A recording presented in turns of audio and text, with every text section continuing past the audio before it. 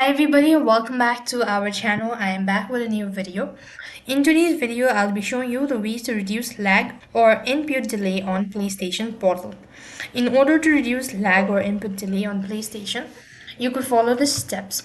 So first of all, as you could see, they've provided the information on how to fix performance drop and lag issue on PlayStation 5. And before you try to work around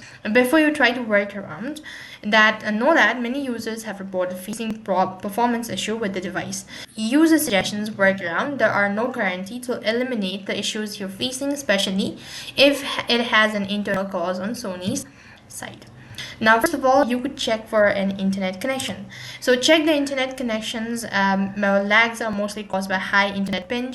So do an internet speed test to whether things are fine or not.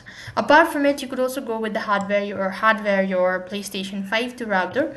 So if your PS5 is connected to internet wirelessly, by switching to an Ethernet connection, directly internet is always based more stable than Wi-Fi and multiple portals as well. You could also go ahead and switch to 5G EdgeJet spectrum of Wi-Fi connections, or set your PlayStation 5's maximum refresh rate to 60. So this way you should be able to fix your issue. That's all for this video.